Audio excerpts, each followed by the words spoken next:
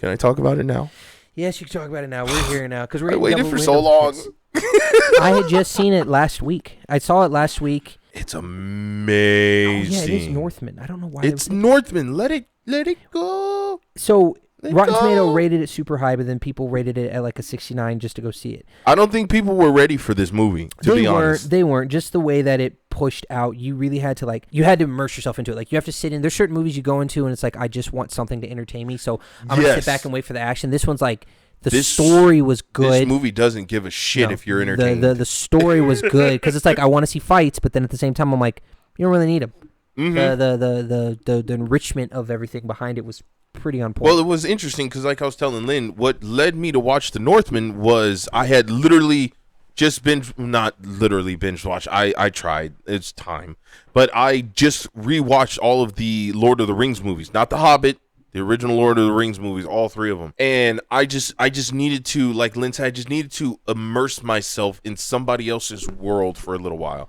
I needed that escapism. And it was funny because, man, my girl would come in from time to time. She was like, oh, what are you watching? I'm like, Lord of the Rings. She's like, isn't that old? Like, were you watching The Hobbit or Lord of the Rings? No, the original Lord of the Rings. I haven't watched The Hobbit. I'm good. You haven't watched The Hobbit? I will eventually. It just feels like a remake of Lord of the Rings. People bitched about it because they wanted Lord of the Rings, and obviously The Hobbit's a prequel. Yes. It's good for what it is. It's all dwarf driven, so there's not a whole lot of humans into it. But you know, they still got Orlando Bloom in there as Legolas, which he fucking kills it. Yeah. Obviously Aragorn's not in there, or Gimli, the elf. Yeah, everybody's just been switched though, because there is a dwarf. There is a guy that looks like Aragorn. There's multiple dwarfs in there. Right. That's like mostly around them. I would definitely, because it's Bilbo Baggins. Yeah. It's good for what it is. Yeah. Especially the last, because there's three of them. Do not look up the adult parody of Bilbo Baggins. Don't do it.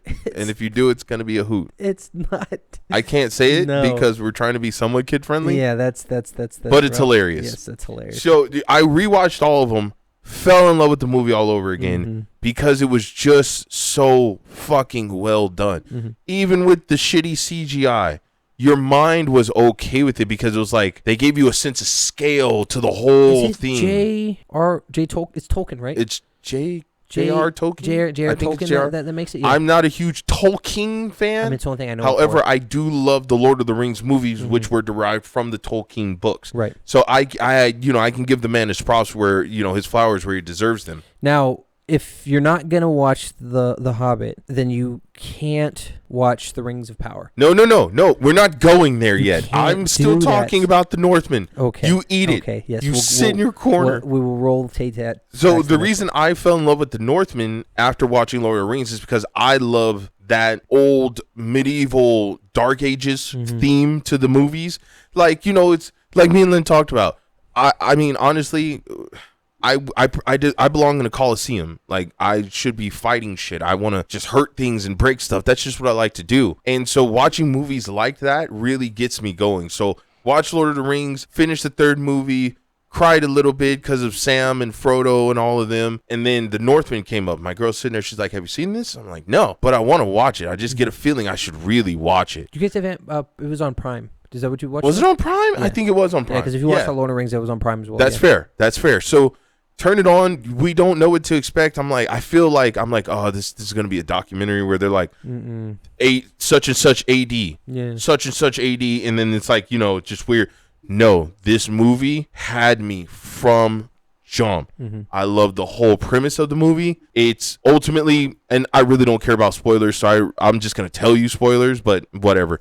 The whole movie is about a little boy. He's a prince. He gets removed from his kingdom, has to live a life outside of his kingdom, comes back home, and avenges his family. The ending of it. It's like a dark King Arthur is the best way I can explain it, because he gets a vision from the shaman or something. It's the gods, pretty much. And they pretty much tell him, and that's what I kind of love. They tell him the whole movie. They tell you the whole movie in the beginning. There's the family tree. They're like, this is what's going to happen, and this is where you're going to have your final battle. And you're like, okay, cool. I know where we're going, but I want to see how it develops. Right. He has these three little sayings he utters. He's like, I will avenge you, father. I will save you, mother, and I'll kill you, Fulnir. And I was like, yes, let's go. Long and short of it, he turns into a fucking beast. But the reason I say it's kind of like a dark King Arthur is because he comes back.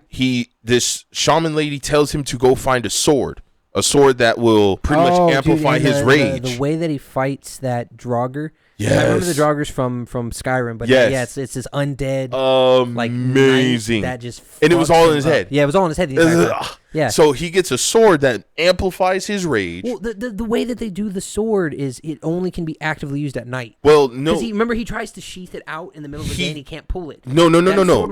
That's not quite what happened. You're close. The sword was meant for his final fight. It's called the Nightblade. Yeah. So you're right about that. But he can take it out anytime he wants to, quote unquote. The blade is solely meant for him to reap vengeance upon his uncle. That's it. But the thing is, the sword will only allow him to take his vengeance when he's gotten to that point where the fates told him he would kill his uncle. He still uses the sword at night. No, because so how it worked was he can kill anybody he wants with that sword but his uncle. So if you watch it again, pay attention when they tell him his prophecy. They say he's going to fight and kill his enemy or his uncle in a burning lake, burning river. Obviously the volcano. So in one of the scenes, which to further drive it home, I love how they did this. One of the scenes, he takes the sword and his uncles are literally like inches away from him. He's about to round the corner. He goes to try and pull out the sword and Inuyasha's his ass. It won't come out. Because it's not in the lake of fire. He's not in the burning lake. So then why is he able to pull it out when he's like killing all? Because that's the whole point. He has to follow his prophecy. Oh. The prophecy says you will kill him here. You cannot kill him any other. You can kill anybody you want. Anybody else you want, because that sword, he went hunting. Yeah. He killed people. Shing, killed the whole village damn near of the guy's guards. Yeah, the guards and everything. But it wasn't until he got to that lake of fire. Because even one of the guards went to go pull it. He couldn't pull it out. He couldn't sheath it out. Yeah. Right, because it, first of all, it was almost like Mjolnir. It wasn't his sword. No. And he wasn't fueled by the same vengeance as, I can't remember the kid's name. I can't remember his name. I can't remember the name. But the reason I love the movie is because there was no... Amleth. Amleth, yeah. It's almost like Hamlet. Yeah. The reason I love this movie was there was little to no CGI. The only CGI I saw was when he cut off Homeboy's nose and they kind of CGI'd over to make it look like some of the flesh had grown back. That was it. The whole movie, everything was shot right there. I think they were in Iceland, probably Greenland or Finland, somewhere over there. Because Greenland, no, Greenland is icy. Iceland is green. Greenland, yeah. So it was somewhere over there. It was just beautiful. It was. I highly, especially if you like movies like Troy or movies like The Gladiator, you know, The Hobbit, The Lord of the Rings. You like those old timey movies, but they're not afraid to show you rich story to how the fuck it really is. Because I don't doubt that's how it really was for them back in those days. It was the you fact killed that he my could father. Just jump off of a boat and swim. The man, yes, but it was legit. That's normal for. It wasn't like he swam across the ocean. You're like, that's bullshit. He was just. It was a short distance, but you're like, that water's fucking freezing. Yes. And he swam through that shit, hopped on a boat. It brings me back to when we went cliff jumping. Yes. And thinking the distance from one cliff to the other. You're like, it's so short. It's so short, and then you get in the water, you're like, this is way fucking farther. And it's like when he's at the end and he finds out he's having 2 children. Yes. So he's like, well, I can't leave because he'll needs chase to stop you. Or he'll chase us. Yes. He's still out in the middle and just of the ocean. Jumps in and somehow still makes it across. Yeah. But it was so good. So if you're not afraid of a little blood and gore, it has a hell of a twist. It has a hell. The plot twist at the end is all the actors are fucking amazing. All of them were spot on. Willem Dafoe, I didn't even recognize him. It took me like a good 5 minutes to recognize Willem Dafoe, and I was like, oh yeah, we're in for a wild ride. So I just wanted to throw that out there because that really got my juices flowing. I love it. Thank you for making that. So Lynn wants to talk about the ring of power, the vaginas of power. The one ring to rule them all. The vaginas of power. The one ring to rule them all. Don't be sexist. Talk. Don't be sexist. You're just jealous because you're behind. I'm not sexist. Eat a dick. No, that wasn't sexist. Not with the vaginas of power. There's no room. There's no room for dicks because all the dicks are dead. Yeah. There's no room for the dicks of the dam. I'm gonna let Lynn give you his point. Why we were going what got you into it? Yeah, so when going back and forth on these movie topics, we always tend to be critics when it comes to that, and for people that may or may not want to go see it, maybe if you hear it from us, we're pretty biased with most of the things that we watch and see. It takes a good amount for me to sit down and watch something and actually be kind of like enriched by it. Yeah. Because if I am watching something, I do try not to let the politics side of it come in, or the woke bullshit that it comes in to ruin something. I'm still gonna be like, okay, I'm gonna watch it for what it is. Yes. They obviously put money into it. If it's not trying to put a message in my head to say that something's gonna be a certain kind of way, I'll watch it. $1 billion they sunk into. So this shit. With the Rings of Power, with that coming out, I was gonna wait for them to finish all the episodes. It came out the same time as the new Game of Thrones. Yes. Yeah, same. House of Dragons. Yeah, which I haven't watched. Which I will watch. Yes, I don't have HBO, so I can't watch it. Right. But I do want to watch it because I was a Game of Thrones fan. It was good. Fucking Matt Smith, you delicious fucking man. Who's Matt Smith? Matt Smith, fucking Doctor Who. You wouldn't know because you're an uncultured swine. No, I don't. But it's okay. One day, peasantry. One day you'll be educated. Peasantry. If I had to rate it, I feel like we should do that going forward. So first, what would you rate the Northman 1 out of 10? Norseman, 10 out of 10. 10 out of 10? For me, 10 out of 10. I would give it a 9 out of 10. 10 out of 10. Give it a 9 out of 10, yes. If we're going to start going forward with these series and movies, we start to rate them our form of a Rotten Tomato. It's a 10 out of 10 for me. I would give it a 9 out of 10. A good solid 9 out of 10. Why 9? I wanted a little more combat. Just a little bit. A little bit more. That would have been unrealistic for me. It came... I felt like they kept it very realistic. The only thing, because there was a jumping point of how he got... To double back a little bit onto the Norseman, when he got raised by those berserkers. Yes. Right? I liked that. Yes. I wanted more of that. And it's but it would have taken away from... Exactly. The movie could have... It would have made the movie longer. Yes, it would have made the movie longer, which I would have gladly watched. Right, that's fair. Because the berserker aspect of it, when he went in as a berserker... Yes. Man, that looked good. And I hated how he had to snuff that part of him out to blend in. But it makes sense. It makes sense. But yes, you wanted it. The berserker it was almost like seeing Guts and Leonidas when you make a baby. Him walking down the way... And he sheaths out both growling. Those swords. And he's growling because he's legit, like, just... He thinks he's a fucking wolf. What does he call himself? The bear wolf? He took a guy off the fucking horse and bit him in the neck. Yes. And then starts howling after. Starts howling, everybody just... So the berserker aspect of that, I was like, damn, that would have been cool if they extended it. That's the only reason why.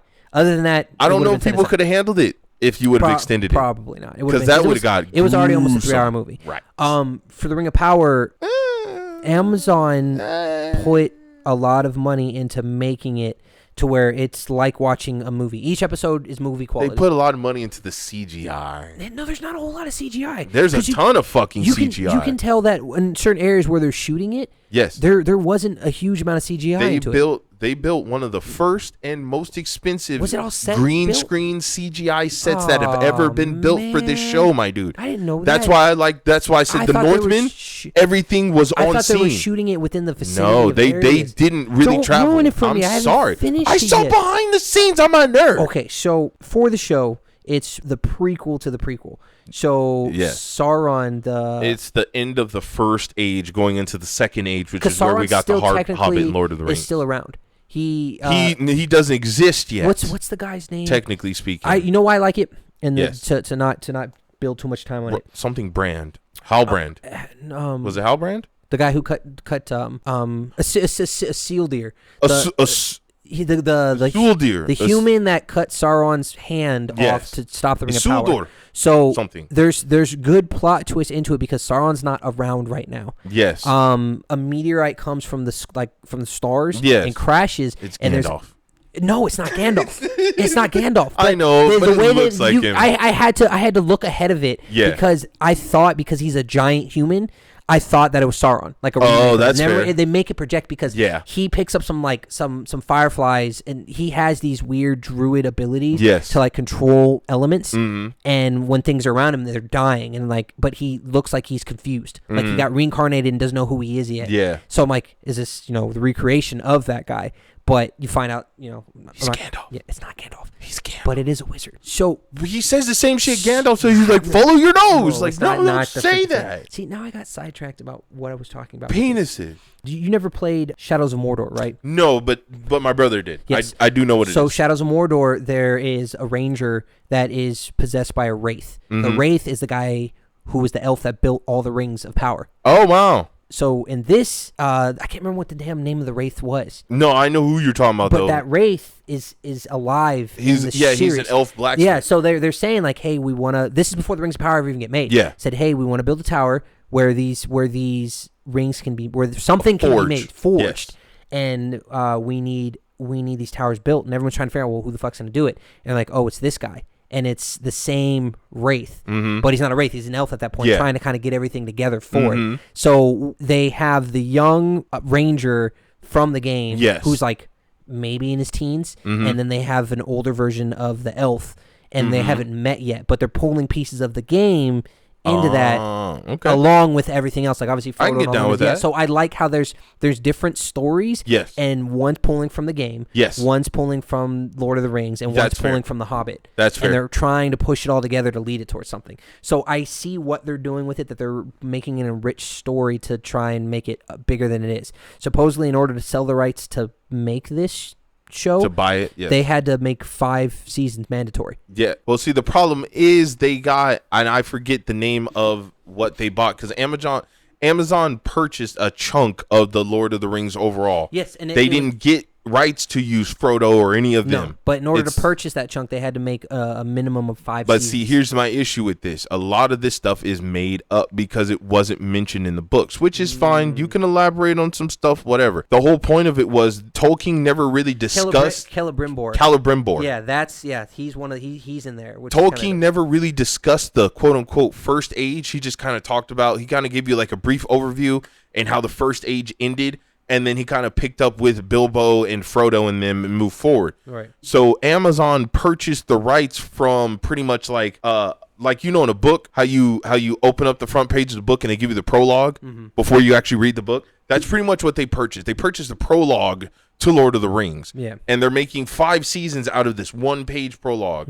And I'm exaggerating a little bit, but it's not the same as when they made Lord of the Rings itself and they had access to the books and they could use the names and stuff like that. It's kind of like when animes come out and they have to wait for the manga to catch up. So because the manga hasn't caught up, they just start filling in random things that have nothing to do with it. There's nothing to catch up to. It just was never discussed. Tolkien didn't really, like I said, he didn't really go into, he kind of glazed over the first age and went straight into the second age, which was kind of getting into the age of man, going from the age of the elves, if I'm not mistaken.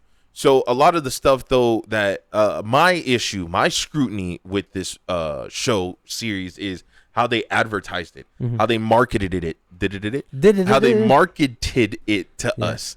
It was a lot of, representation and social justice warriors and virtue signaling. And I came in and had D not kind of updated me on what it actually was, it went right over my head. Yes. I thought it was just because it was an all-female cast. Right, which is going to be fine because, like I was telling my girl, females have always been represented. Like, even watching the old school Lord of the Rings movies, all the females had authority and power, when they were in the right cast. But with this, it felt unnecessary because Galadriel, the main character, she had a warrior side to her, but was not this badass bitch that you see on screen. Is that what you're talking about, the elf? Yeah, Galadriel, the baby girl. Yeah.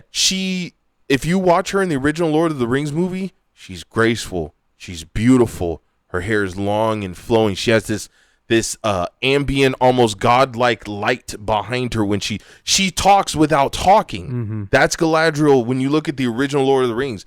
And then you see her in Rings of Power and you're just like, so when does she turn into that? Because Lord of the Rings is more authentic to what Tolkien wrote. And I feel with Rings of Power, they took too many liberties to make a powerful female lead. And that's exactly what they're doing. They're for no reason, they're trying honestly. to emphasize on the female lead to make it seem like you said, it's trying to they're trying to tickle what they can. Now, mind you, this was being produced around the time when I don't even know if you can consider it called wokeism, but if it was at its peak, because I'm seeing a lot of things now where Netflix tried to do that. Netflix tried to go into the woke categories, making TV shows, and their stocks it's just like the MCU, so fucking bad that they bounced back and said, all right, we're done with the woke shit. Yes. And then there was a TV show on fucking Hulu. I can't remember what his name was. There was a TV show called New Girl that I used to watch. Oh yeah, I saw a few episodes. Remember the guy who played Winston? It was the only black guy in the show. I was gonna say the black guy. Yeah. So he got on a TV show where something happened where he got I hated the concept of it, and I saw what was coming before woke stuff got really big. And he got assaulted by cops because he was a black guy, and he got hit so hard in the head that he started seeing cartoon characters. And he was talking to his friend saying, hey, everywhere I go, everything's in like cartoon ways. And his friend looks at me and goes, oh shit.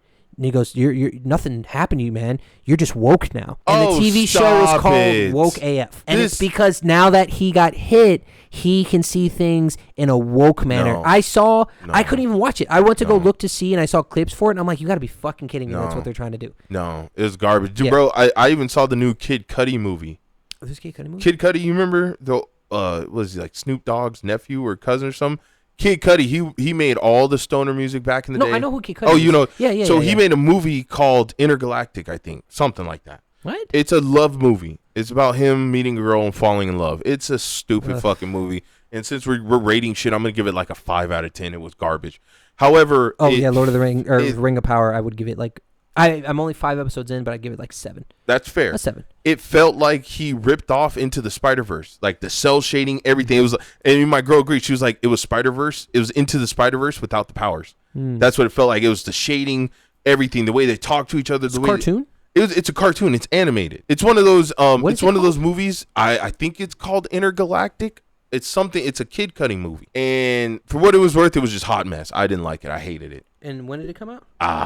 It was. I want to say within the last 2 years. Oh, Intergalactic. This shit went right over my head. My girl found it. The name of the album? That was the name of one of his albums. That's the name of the album. But he made a movie. He made a movie that used like one of the names from one of the songs or something. Oh, okay. I can see. Yeah, there's no fucking way. It's one of those movies though. It felt like it was trying too hard to be black, and it's just like, okay, cool. Can we just have like a casual conversation between two black people? A lot of those are like that. I don't get it. Like we're overcompensating. You know what? For something that wasn't there. To wrap it up, yeah, we're almost there. It's almost over. Yes. It's almost over. There's enough attention that's gone to this, and people have gotten to the point where like, all right, I'm fed up with it. Yes. Because you're not the only person I've heard about this. Everybody's saying the same thing. Yes. Like, I just want to watch this for what this was. Like what they're doing with The Witcher. Like how they're removing Henry Cavill. And then Henry Cavill said, fuck it. People are like, the reason why he pulled out is because he's like, it's not. They weren't staying true to the story. They're not staying true to the story, so they want to bring in someone else. So everybody's pulling out from The Witcher now. Yes. And they're trying to modernize it by adding in Liam Hemsworth. And trying to make it where it's like they're trying to change up the cast and make it more dominant, like male to female ratio cast. And you're right though, because Henry Cavill said now they're just doing Superman again. He's like, I want to do Superman how he was intended to be, because Gunn was his name? Yeah, James Gunn. James Gunn, and then the dude that made Christopher Nolan, who made the Justice League movies. Christopher Nolan. Christopher Nolan, the one who made the full. Yeah. Snyder. Oh, Zack Snyder. Yeah. So he was saying he doesn't like how dark they've been making Superman. Yeah. Like that feels more Batman-ish. Yeah. He's like, I want Superman. Did you get a chance to see? You didn't see Shazam? No. It was good. No, I heard it was good, Shazam and I do want to see Black Adam. And no, Shazam. What the fuck? I'm sorry. Black Adam. Black Adam was good. I didn't see Shazam. Don't give a fuck for it, only because it's too kiddish. Yeah. Black Adam was really good. Yes. The death toll and all the fights and stuff was pretty cool, and the fact is that they are bringing in Henry Cavill. Well, and that's the thing. He's like, I want to be the happy Superman, because that's what you see in the comic books. Yeah. Superman's usually happy, and even Chris Hemsworth was, even though he's no longer Thor, his contract-wise, he was like, I wanted to get more the serious, more gritty Thor from the comic book, and you guys made him a fucking fool. Love and Thunder was garbage. Garbage. They made garbage. They made Thor more playful. They made him a fucking idiot. Yeah, and it's like Thor's supposed to be a tank. Thor is supposed to be. They almost made him like a stupid Tony Stark, like in some weird fucked up way, because Thor is supposed to be. He's old. The man's he's a Greek god. I'm sorry, a Norse god. Where he's been through battles. He has fought shit. He has battle scars. He's seen some shit. And you're like, oh, Mjolnir, I can't hold it. Shut the take that shit somewhere else. But I'm going to get off my soapbox because we are going way over our time. Yeah. So, there's a lot of stuff to cover. We want to hear your feedback. We want to hear your comments. Please let us know if you think we're being assholes. Come on. Let us know. If you totally agree with us. Let us know. Leave us a comment. Like, share, subscribe. I didn't say it at the beginning, but just so you know, all of our social media links, my book from Amazon, my fiance's drive school, all that's going to be in the links in the description down below. Go ahead and check out our Patreon. You'll love it. It's cheap and affordable. Super cheap. And I'm D. This is Lynn. Project Airwaves. We're signing out. Keep your head always in the clouds. Keep your feet on the ground, always moving forward. We will catch you in the next episode. Thank you so much for listening. Love you. Bye.